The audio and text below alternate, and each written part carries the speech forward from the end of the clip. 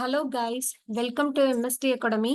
So நம்ம இன்னைக்கு இந்த வீடியோவில் என்ன பார்க்க போகிறோம் அப்படின்னு பார்த்தீங்கன்னா, சிக்ஸ்த்து தமிழ் புக்கில் இயல் 7 தான் பார்க்க போகிறோம். ஸோ ஆல்ரெடி 6 இயல் பார்த்தீங்க அப்படின்னா ஆல்ரெடி வீடியோஸ் எல்லாமே அப்லோட் பண்ணியிருக்கோம் 6 இயலுக்கும். ஸோ போய் பாருங்க.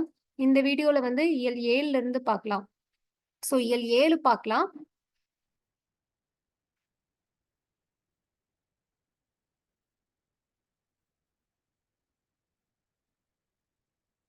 ஸோ இதில் பார்த்தீங்க அப்படின்னா ஃபர்ஸ்ட் செயல் என்ன கொடுத்துருக்காங்க அப்படின்னு பார்த்தீங்கன்னா, ஃபர்ஸ்ட் பாடல் வந்து பாரதம் அன்றைய நாற்றங்கால் அப்படின்னு கொடுத்துருக்காங்க. பாரதம் அன்றைய நாற்றங்கால் எழுதினது யார் அப்படின்னு பார்த்தீங்கன்னா தாராபாரதி. ஸோ தாராபாரதி இதுல வந்து என்ன சொல்லியிருப்பாரு அப்படின்னு பார்த்தீங்கன்னா, புதுமைகள் செய்யும் தேசம் இது, பூமியின் கிழக்கு வாசல் இது, தெய்வ வள்ளுவன் நெய்த குரல்தான், தேசம் உடுத்திய நூலாடை அப்படின்ற மாதிரி சொல்லியிருப்பாரு. ஸோ புதுமைகள் செய்த தேசம் இது, பூமியின் கிழக்கு வாசல் இது. இந்த பாடல் எழுதுனது யார் அப்படின்னு பார்த்தீங்க அப்படின்னா தாராபாரதி தான். ஸோ இது வந்து பாரதம் அன்றைய நாற்றங்கால் அப்படின்ற தலைப்புல வந்து எழுதியிருக்காரு தாராபாரதி. ஸோ மெய் அப்படின்னா உண்மை அப்படின்னு அர்த்தம். மெய் அப்படின்னா உண்மைன்னு அர்த்தம். தேசம் அப்படின்னா நாடு அப்படின்னு அர்த்தம். ஸோ இதுல வந்து என்ன சொல்லியிருப்பாங்க அப்படின்னு பார்த்தீங்கன்னா, பூமியின் கிழக்கு வாசலாக திகழும் நமது இந்திய நாடு பல புதுமைகளை செய்த நாடு. அப்புறம் திருக்குறள் தான் நம் நாடு அணிந்திருக்கும் ஆடையாக விளங்குகிறது. நம் நாடு அணிந்திருக்கும் ஆடையாக விளங்குவது எது அப்படின்னா திருக்குறளாம். உண்மை. அதுக்கப்புறம் பார்த்தீங்கன்னா, காளிதாசரோட இயற்றிய இனிமையான பாடல்கள் காவிரி கரை வரை எதிரொலிக்கின்றன அப்படின்னு சொல்லியிருப்பாங்க. காளிதாசரோட இனிமையான பாடல்கள் எங்கு வரைக்கும் எதிரொலிக்கின்றன அப்படின்னா காவிரி கரை வரைக்கும் எதிரொலிக்கின்றது. கம்பரின் அமுதம் போன்ற கவிதை வரிகளுக்கு கங்கை ஆற்றின் அலைகள் எல்லாம் இசையமைக்கின்றன அப்படின்ற மாதிரி சொல்லியிருப்பாங்க. ஸோ அதே மாதிரி குமரி முனை ஆகிய கண்ணியின் கூந்தலுக்காக காஷ்மீரத்து மலர்கள் மாலையாக தொடுக்கப்படுகின்றன. மேற்கே தோன்றும் நதிகள் கிழக்கு எல்லை வரை பாய்ந்து நன்மைகளை விளைவிக்கின்றன அப்படின்ற மாதிரி சொல்லியிருப்பாங்க. அதே மாதிரி கல்லில் செதுக்கிய சிற்பங்கள் யாவும் காவிய கலைக்கூடமாக காட்சி தருகின்றன அந்த மாதிரி சொல்லியிருப்பாரு. ஸோ தாராபாரதியோட இயற்பெயர் என்ன அப்படின்னு பார்த்தீங்கன்னா ராதாகிருஷ்ணன். தாராபாரதியோட இயற்பெயர் வந்து ராதாகிருஷ்ணன் அப்படின்னு சொல்லுவோம். ஸோ இவரோட சிறப்பு பெயர் கவி ஞாயிறு அப்படின்ற அடைமொழியால் அழைக்கப்படுகிறார். ஸோ தாராபாரதி அப்படின்னா கவி ஞாயிறு அப்படின்னு சொல்லுவோம். ஸோ இவர் எழுதிய நூல்கள் என்னெல்லாம் இருக்குன்னு பார்த்தீங்கன்னா, புதிய விடியல்கள், இது எங்கள் கிழக்கு, விரல் நுனி வெளிச்சங்கள், இதெல்லாமே பார்த்தீங்கன்னா தாராபாரதியோட நூல்கள். புதிய விடியல்கள், இது எங்கள் கிழக்கு, விரல் நுனி வெளிச்சங்கள், இதெல்லாமே பார்த்தீங்கன்னா தாராபாரதி இயற்றிய நூல்கள் அப்படின்னு சொல்றாங்க. ஸோ நமக்கு கொடுத்திருக்க பாரதம் அன்றைய நாற்றங்கால் அப்படின்றது வந்து தாராபாரதியின் கவிதைகள் அப்படின்ற தொகுப்புல இருந்து எடுத்திருக்காங்க.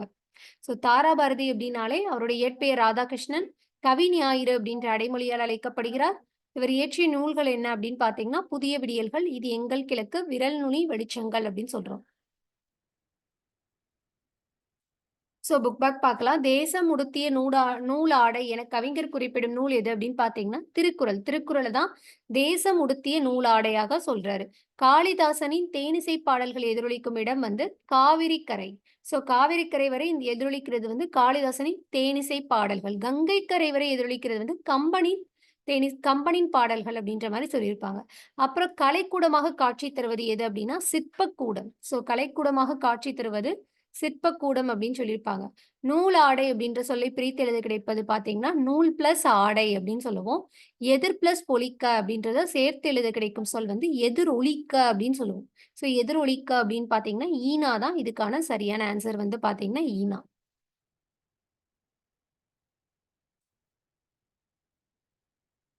ஸோ அடுத்து வந்து ஒரு உரைநடை குடுத்திருக்காங்க. என்ன அப்படின்னு பார்த்தீங்கன்னா, தமிழ்நாட்டில் காந்தி அப்படின்ற மாரி ஒரு உரைநடை குடுத்திருக்காங்க. ஸோ காந்தியடிகள் வந்து நம்ம தமிழ்நாட்டுக்கு வந்து அடிக்கடி வந்திருப்பாரு. ஸோ காந்தியடிகள் வந்து இந்திய விடுதலைக்கு வந்து பாடுபட்டவர் அதெல்லாம் தெரியும். பெண்கள் முன்னேற்றம், சமுதாய மறுமலர்ச்சி, தீண்டாமை ஒழிப்பு முதலியவற்றுக்காகவும் அவர் வந்து பாடுபட்டிருக்காரு. ஸோ எளிமையே ஒரு அறமாக போற்றினார் அப்படின்னு சொல்றாங்க. இந்தியாவில் அவர் காலடி படாத இடமே இல்லை. ஸோ தமிழ்நாட்டின் மீதும், தமிழ் மொழியின் மீதும் அவர் வந்து கொண்ட பற்றினை காண்போம் அப்படின்ற மாரி இந்த கதை குடுத்திருப்பாங்க. ஸோ நம்ம மதுரையில பார்த்தீங்கன்னா, தமிழ்நாட்டுல மதுரையில காந்தி அருங்காட்சியகம் இருக்கு. ஸோ அத வந்து இந்த படத்துல குடுத்திருக்காங்க. அப்புறம் காந்தியடிகளுக்கு வந்து தமிழ்நாட்டின் மீதும், தமிழ் மக்கள் மீதும் வந்து மிகுந்த அன்பு உண்டு. ஸோ அப்ப அவர் பலமுறை வந்து தமிழ்நாட்டுக்கு வந்து பயணம் செஞ்சிருக்காராம். ஸோ ஒரு தடவ வந்து ஒரு நிகழ்வு குடுத்திருப்பாங்க. என்ன அப்டின்னா, 1919ல வந்து பிப்ரவரி மாதம் 1919 பிப்ரவரி மாதம் வந்து காந்தியடிகள் சென்னைக்கு வந்தார். அப்பதான் ரவுலட் சட்டம் கொண்டு வந்திருந்தாங்க. சோ அந்த சட்டத்தை எதிர்த்து அவர் வந்து ஒரு பெரிய போராட்டம் பண்ணணும்னு திட்டமிட்டிருப்பாரு. அதுக்காக அவர் வந்து சென்னையில இருக்கிற ராஜாஜியோட வீட்டுக்கு வந்து வந்திருப்பாரு. சோ அப்ப ராஜாஜி வந்து காந்தியடிகள் வந்து மெத்தையில் அமர்ந்திருந்தாராம். ராஜாஜியும் மற்ற தலைவர்களும் வந்து நின்று கொண்டிருந்தனர். அங்க வந்து பாரதியார் விரைவா வந்திருப்பாரு. சோ விரைவா வந்து திரு காந்தி அவர்களே, நான் இன்று மாலை ஒரு பொதுக்கூட்டத்துக்கு வந்து ஏற்பாடு செய்துள்ளேன். அதற்கு தாங்கள் தலைமை தாங்க முடியுமா? அப்படின்னு கேட்டாராம். சோ அதுக்கு வந்து காந்தியடிகள் சொன்னாராம், இல்ல இன்று எனக்கு வேறு பணி இருக்கிறது. உங்கள் பொதுக்கூட்டத்தை நாளை நடத்த முடியுமா? அப்படின்னு கேட்டப்ப, பாரதியார் வந்து அது முடியாது. திட்டமிட்டபடி கூட்டம் நடக்கும். தாங்கள் தொடங்கப் போகும் இயக்கத்திற்கு என் வாழ்த்துக்கள் அப்படின்னு சொல்லிட்டு, நான் போய் வருகிறேன் அப்படின்னு சொல்லி எழுந்து சென்று விட்டாராம். சோ அது வந்து உடனே காந்தி வந்து வியப்பா கேட்டிருக்காரு ராஜாஜி கிட்ட, "இவர் யார்?" அப்படின்னு கேட்டப்ப, ராஜாஜி வந்து, "இவர் எங்கள் தமிழ்நாட்டு கவிஞர்" அப்படின்னு சொன்னாராம். "அப்படியா? இவரை பத்திரமாக பாதுகாக்க வேண்டும்" அப்படின்னு காந்தியடிகள் சொன்னதா ஒரு நிகழ்வு வந்து சொல்லியிருப்பாங்க. அதன் மூலம் வந்து பாரதியார் பற்றி காந்தியடிகளோட மதிப்பீட்டை அறியலாம் அப்படின்ற மாரி குடுத்திருப்பாங்க. சோ அதே மாதிரி பார்த்தீங்கன்னா, ஆ அடுத்து வந்து 1921 செப்டம்பர் மாதம். 1921ல செப்டம்பர் மாதம் பார்த்தீங்கன்னா, காந்தியடிகள் தமிழ்நாட்டுக்கு வந்தாராம். அப்ப வந்து அவரு புகைவண்டியில வந்துட்டு மதுரை வழியா சென்று கொண்டிருக்கும்போது பார்த்தீங்கன்னா, ஆ மக்கள் வந்து வெறும் இடுப்பில் வந்து ஒரு துண்டு மட்டும் தான் அணிந்திருப்பத பார்த்தாராம். அப்ப காந்தியடிகள் பார்த்தீங்கன்னா, நீளமான வேட்டி, மேல் சட்டை, பெரிய தலைப்பாகை எல்லாமே அணிவதை வந்து வழக்கமா கொண்டிருந்தாராம். அப்ப வந்து நெறைய இந்தியர்கள் வந்து போதுமான உடை இல்லாமல் இருக்கிறார்கள். தான் மட்டும் இவ்வளவு துணிகள் அணிவதா? அப்படின்னு சொல்லிட்டு, அதுக்கப்புறம் அவரு ஒரு வேட்டியும், ஒரு துண்டை மட்டும் தான் அணியத் தொடங்கினார் அப்படின்ற மாரி. அப்ப அவரோட தோற்றத்தில் மிகப்பெரிய மாற்றத்தை ஏற்படுத்திய பங்கு வந்து தமிழ்நாட்டுக்கு உண்டு அப்படின்ற மாரி சொல்லியிருப்பாங்க. சோ உலகம் போற்றிய எளிமை திருக்கோலம் இதுவாகும் அப்படின்னு சொல்றாங்க. சோ இது வந்து பார்த்தீங்க அப்படின்னா காந்தியடிகளோட தோற்றத்தில் மிகப்பெரிய மாற்றத்தை ஏற்படுத்திய ஊர் அப்டின்னா, தமிழ்நாட்டுக்கு உண்டு. குறிப்பா மதுரை அப்டின்னு சொல்றாங்க. சோ அதுக்கப்புறம் பார்த்தீங்கன்னா, காந்தியடிகள் ஒரு முறை வந்து காரைக்குடிய சுற்றி உள்ள ஊர்கள்ல வந்து பயணம் செஞ்சிருப்பாரு. அப்ப வந்து கானாடு காத்தான்ல வந்து ஒரு அன்பர் வீட்டுக்கு போயிருப்பாரு. அந்த அன்பர் வீட்ல வந்து பார்த்தீங்கன்னா, ஆடம்பர பொருளா இருக்கும். வெளிநாட்டு அலங்கார பொருட்களை கொண்டு அவர் வந்து வச்சிருந்திருப்பாரு நெறையா. சோ அத பார்த்து காந்தியடிகள் வந்து, "உங்கள் வீட்டை வந்து வெளிநாட்டு பொருட்களால் அழகு செய்திருக்கிறீர்கள். அதற்கு செலவு செய்த பணத்துல 10ல் 1 பங்கு பணத்தை என்னிடம் கொடுத்தால், நான் இதைவிட அழகாய் செய்து விடுவேன் அப்படின்ற மாரி காந்தியடிகள் சொன்னாராம். அதை கேட்ட அந்த நண்பர் வந்து தலை குனிந்தார். அடுத்த முறை காந்தியடிகள் வந்து அவர் வீட்டுக்கு வந்தபோது, வெளிநாட்டு பொருட்கள் அங்கு ஒன்று கூட இல்லையாம். ஸோ காந்தியடிகள் வந்து அவர வந்து மகிழ்வுடன் பாராட்டினார் அப்படின்ற மாரி குடுத்திருப்பாங்க. ஸோ இன்னொரு நிகழ்வு பார்த்தீங்கன்னா, காந்தியடிகள் வந்து ஒரு முறை மதுரையில் தங்கியிருந்தார். அப்ப வந்து மீனாட்சி அம்மன் கோயிலுக்கு சென்று வரலாம்னு கூப்ட்டப்ப, தலைவர்கள்லாம் கூப்ட்டப்ப, அவர் வந்து அங்க அந்த கோவில்ல வந்து எல்லாருக்கும் செல்வதற்கு எல்லா மக்களும் செல்வதற்கு அனுமதி உண்டா? அப்படின்னு கேட்டாராம். இல்லை அப்படின்னு சொல்லவும், அப்படியானால் நான் அங்க வரமாட்டேன் அப்படின்ற மாரி கூறிவிட்டார் அப்படின்ற மாரி குடுத்திருப்பாங்க. ஸோ பல ஆண்டுகளுக்கு பிறகு அந்த கோவிலுக்கு வந்து செல்ல அனைவருக்கும் உரிமை உண்டுன்னு அறிவிக்கப்பட்டதுக்கு அப்புறம் தான், மதுரைக்கு வந்து அவர் வந்தப்ப மீனாட்சி அம்மன் கோயிலுக்கு போனாரு அப்படின்ற மாரி குடுத்திருப்பாங்க. அதுக்கப்புறம் பார்த்தீங்கன்னா, இதே மாரி ஒரு நிகழ்ச்சி தான் குற்றாலத்திலும் வந்து நடைபெற்றிருக்கும். குற்றாலத்தில வந்து எல்லா மக்களும் வந்து குளிக்கிறதுக்கு அனுமதி இருக்கும். ஆனா வந்து அந்த அந்த வழியா போறதுக்கு வந்து ஒரு கோவில் இருக்கும். அந்த வழியா போறதுல வந்து ஒரு கோவில் இருக்கும். ஸோ அந்த வழியா போறதுக்கு ஒரு சாரருக்கு தடை இருந்தது. ஸோ அதனால வந்து அனைவரும் அந்த அருவியில போய் நீராட முடியாத நிலை இருந்தது. ஸோ அதை அறிந்த காந்தியடிகள் வந்து குற்றால அருவியில நீராட மறுத்து விட்டாராம். சோ மனிதர்களிடையே வந்து உயர்வு, தாழ்வு பாராட்டக்கூடாது என்பதை வந்து காந்தியடிகள் உறுதியாக இருந்தார் அப்படின்ற மாரி சொல்லியிருப்பாங்க. சோ அதுக்கப்புறம் பார்த்தீங்கன்னா, காந்தியடிகள் தமக்கும் தமிழுக்கும் உள்ள தொடர்பை வந்து பற்றி பலமுறை கூறியுள்ளார். அவர் வந்து தென்னாப்பிரிக்காவில் வாழ்ந்த காலத்திலே தமிழ் மொழியை கற்கத் தொடங்கியதாக கூறியுள்ளார். தென்னாப்பிரிக்கால அவர் வாழ்ந்த காலத்திலே தமிழ் மொழி படிக்க ஆரம்பிச்சுட்டாராம். ஜியு போப் எழுதிய தமிழ் கையேடு வந்து தம்மை கவர்ந்ததாகவும், திருக்குறள் அவரை பெரிதும் கவர்ந்த நூலாகவும் சொல்லியிருக்காங்க. அதாவது என்னன்னா, காந்தியடிகளை கவர்ந்த நூல் அப்படின்னு கேட்டா, ஜியு போப் எழுதின தமிழ் கையேடு வந்து அவரை வந்து கவர்ந்ததாகவும், அதுவே திருக்குறள் வந்து அவரை பெரிதும் கவர்ந்த நூல் அப்படின்ற மாரி சொல்லியிருப்பாங்க. அதுக்கப்புறம் பார்த்தீங்கன்னா, 1937ல வந்து சென்னையில ஒரு இலக்கிய மாநாடு நடைபெற்றிருக்கும். அதுக்கு வந்து காந்தியடிகள் தான் தலைமை வைத்திருப்பார். அப்போ உவே சாமிநாத ஐயர் வந்து அதோட வரவேற்பு குழு தலைவரா இருந்திருப்பாரு. உவே சுவாமிநாத ஐயர் தான் வரவேற்பு குழு தலைவராக இருந்திருப்பாரு. ஸோ அப்போ உவே சுவாமிநாத அவரோட உரையை கேட்ட காந்தியடிகள் வந்து, "இந்த பெரியவரின் அடிநிழலில் இருந்து தமிழ் கற்க வேண்டும் என்று ஆவல் உண்டாகிறது" அப்படின்ற மாரி சொன்னாராம். ஸோ இந்த பெரியவரின் அடிநிழலில் இருந்து தமிழ் கற்க வேண்டும் என்னும் ஆவல் உண்டாகிறது அப்படின்ற மாரி காந்தியடிகள் வந்து சொன்னாராம். ஸோ இந்த மாரி காந்தியடிகள பத்தி சில நிகழ்வுகள் வந்து குடுத்திருக்காங்க. ஸோ புக் பேக் பார்க்கலாம். காந்தியடிகளோட உடை அணிவதில் மாற்றத்தை ஏற்படுத்திய நூர் வந்து தமிழ்நாட்டுல இருக்கிற மதுரை. அதுக்கப்புறம் வந்து காந்தியடிகள் டாக்ஸ் அடி நிழலில் இருந்து தமிழ் கற்க வேண்டும் என்று விரும்பினார் அப்டின்னா, உவே சுவாமிநாதர். அதுக்கப்புறம் பார்த்தீங்கன்னா, இலக்கிய மாநாடு எங்க நடைபெற்றது அப்டின்னா, சென்னையில. தமிழ்நாட்டு கவிஞர் யார் அப்டின்னா, பாரதியார். குற்றாலம் வந்து அருவி அப்டின்னு சொல்லுவோம். தமிழ் கையேடு வந்து ஜியு போப் எழுதின நூல் தான் வந்து தமிழ் கையேடு. போப் மொழிபெயர்த்தது.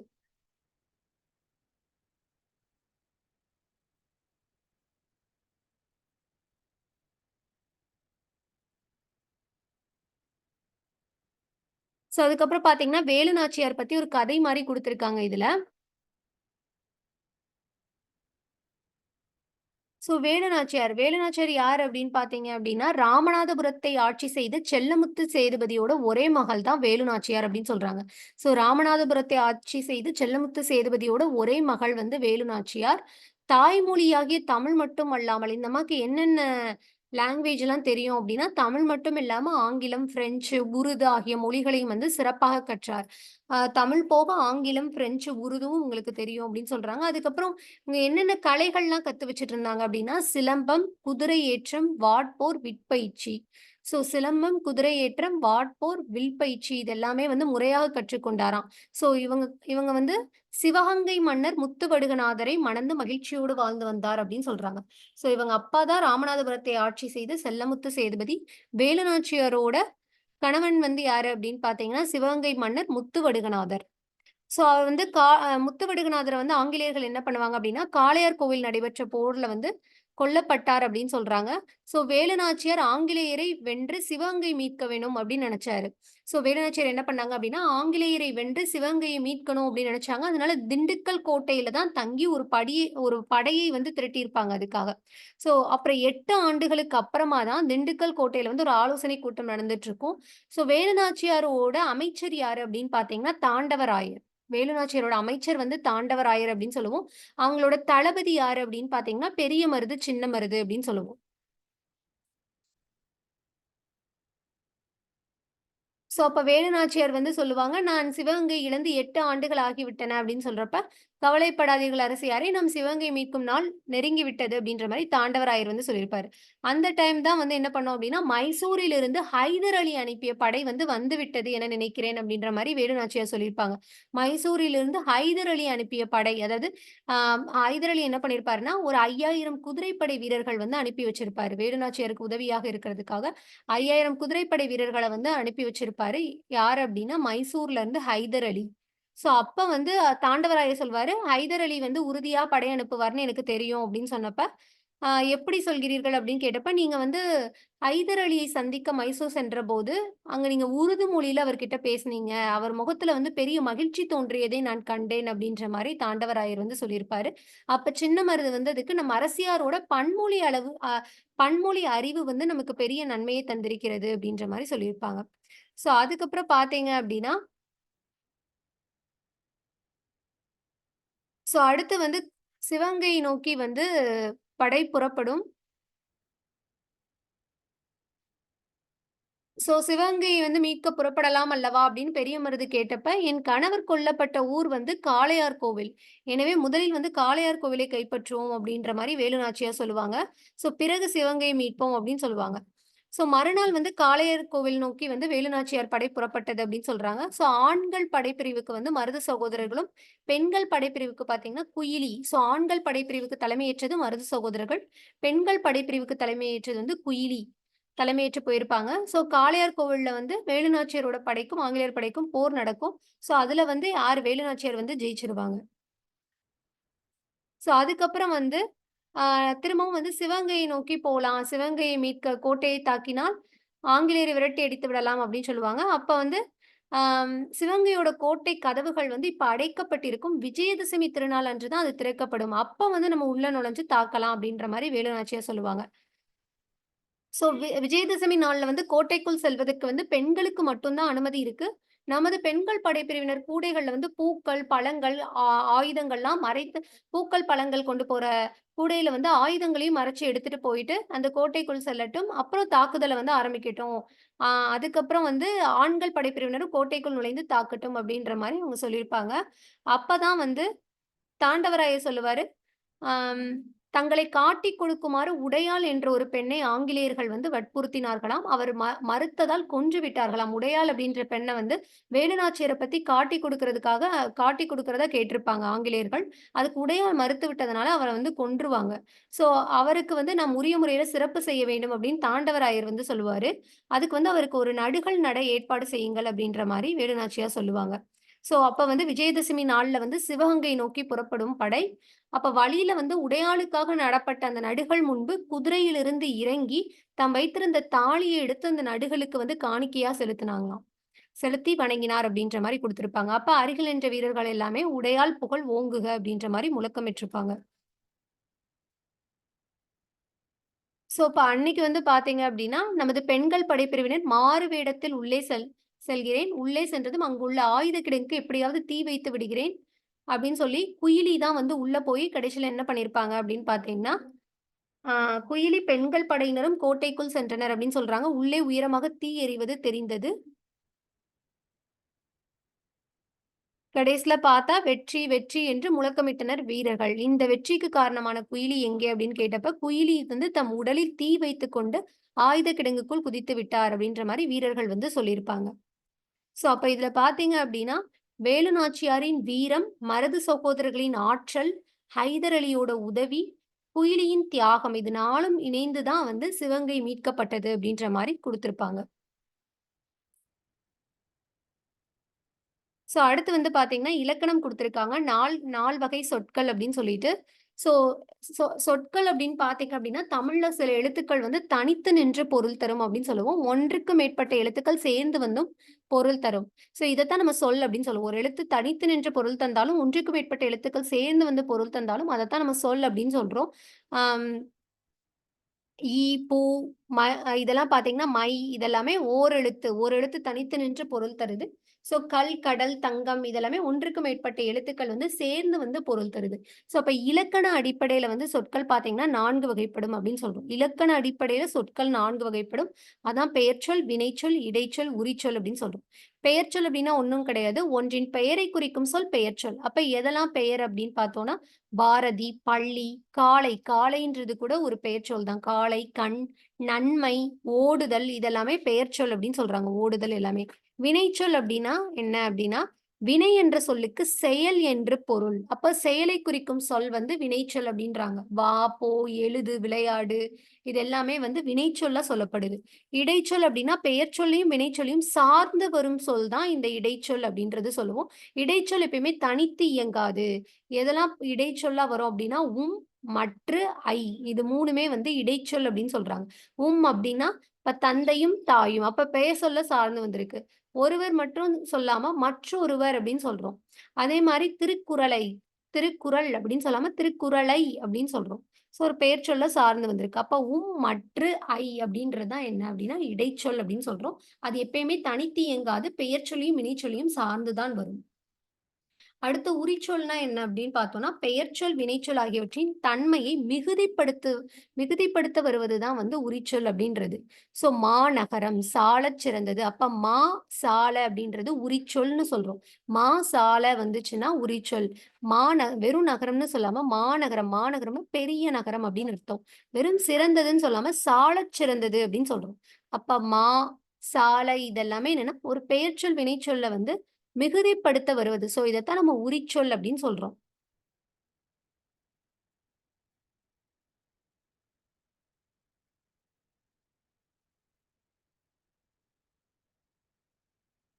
ஸோ இதுல வந்து ஒரு பேராகிராஃப் மாரி குடுத்திருப்பாங்க. இந்திய விடுதலைக்கு பாடுபட்டவர்களுள் ஒருவர் வந்து வ.உ. சிதம்பரனார். வ.உ.சி. அவர்கள் வந்து தமிழிலும், ஆங்கிலத்திலும் புலமை பெற்றிருந்தார் அப்படின்னு சொல்றாங்க. ஸோ அப்ப வ.உ.சி. அவர்களுக்கு தமிழிலும், ஆங்கிலத்திலும் வந்து புலமை பெற்றிருந்தாராம். ஸோ அவர் வந்து வழக்கறிஞர், எழுத்தாளர், பேச்சாளர், தொழிற்சங்க தலைவர் இந்த மாரி பன்முகத்தன்மை பெற்றிருந்தார். சோ ஆங்கிலேயரோட கப்பல்களுக்கு போட்டியாக வந்து உள்நாட்டு இந்திய கப்பல் நிறுவனத்தை தொடங்கியவர்னு சொல்லுவோம். உள்நாட்டுல வந்து இந்திய கப்பல் நிறுவனத்தை தொடங்கியவர் எப்ப தொடங்குனார்னா 1906 அக்டோபர் 16ஆம் நாள் வந்து சுதேசி நாவாய் சங்கம் என்னும் கப்பல் நிறுவனத்தை பதிவு செய்தார். சோ உள்நாட்டு இந்திய கப்பல் நிறுவனத்தை தொடங்கியது வந்து வ.உ.சி தான். எந்த ஆண்டு அப்டின்னா 1906 அக்டோபர் 16ல சுதேசி நாவாய் சங்கம் அப்டின்ற பேர்ல வந்து நிறுவனம் நிறுவியிருப்பாரு. வ.உ.சி வந்து சென்னைக்கு செல்லும் போதெல்லாம் பாரதியாரை சந்திப்பதை வழக்கமாக கொண்டிருந்தார். பாரதியார் பாடல்களை வந்து விரும்பி கேட்பார் அப்படின்ற மாரி குடுத்திருக்காங்க. அதுக்கப்புறம் பார்த்தீங்கன்னா, 1 என்பதனை குறிக்க ஓர், ஒரு அப்படின்னு 2 சொற்கள் வந்து பயன்படுகின்றன. உயிரெழுத்துல தொடங்கும் சொல்லுக்கு முன் வந்து ஓர் அப்படின்ற சொல் வருமாம். உயிர்மெய் எழுத்துல வந்து தொடங்கும் சொல்லுக்கு முன் பார்த்தீங்கன்னா, ஒரு அப்படின்ற சொல்லை வந்து பயன்படுத்த வேண்டும். இது வந்து பார்த்தீங்கன்னா, ஒரு தடவ டிஎன்பிஎஸ்சில கேட்டிருக்காங்க. ஸோ இப்ப வந்து பார்த்தீங்கன்னா, ஊர் அப்படின்றது வந்து ஊன்றது வந்து பார்த்தீங்கன்னா, உங்களுக்கு உயிரெழுத்து. அதனால ஓர் யூஸ் பண்ணியிருக்கோம். ஏரி, ஏன்றது வந்து பார்த்தீங்கன்னா, உயிரெழுத்து. அதனால ஓர் வந்து பயன்படுத்தியிருக்கோம். இதுவே நகரம், கடல்லாம் பார்த்தீங்கன்னா, உயிர்மெய் எழுத்துல ஸ்டார்ட் ஆகுறனால, இதுக்கு முன்னாடி ஒரு அப்படின்ற எழுத்த வந்து ஒருன்ற வேர்ட வந்து பயன்படுத்துறோம். ஸோ அதே மாரி தான் உயிரெழுத்தில் தொடங்கும் சொல்லுக்கு முன் அஃது என்ற சொல்லை பயன்படுத்த வேண்டும். உயிர்மெய் எழுத்தில் தொடங்கும் சொல்லுக்கு முன் அது என்ற சொல்லை வந்து பயன்படுத்த வேண்டும் அப்படின்னு சொல்றாங்க.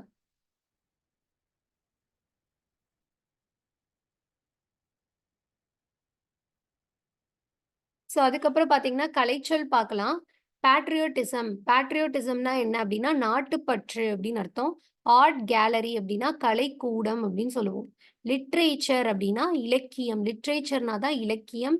நாலேட்ஜ் ஆஃப் ரியாலிட்டி அப்டின்னா, மெய்யுணர்வு அப்டின்னு சொல்லுவோம். நாலேட்ஜ் ஆஃப் ரியாலிட்டி அப்டின்னா, மெய்யுணர்வு அப்டின்னு சொல்றோம். ஸோ இதோட பார்த்தீங்க அப்டின்னா, 6த் தமிழ் புக்ல இருக்கிற இயல் 7 வந்து கம்ப்ளீட் ஆகுது. அடுத்து இயல் 8 பார்த்தீங்க அப்டின்னா, நம்ம நெக்ஸ்ட் வீடியோல வந்து அப்லோட் பண்ணலாம். ஸோ இந்த வீடியோ வந்து உங்களுக்கு பிடிச்சிருந்துச்சுன்னா லைக் பண்ணுங்க. மறக்காம நம்ம சேனல சப்ஸ்கிரைப் பண்ணிக்கோங்க. Thank you.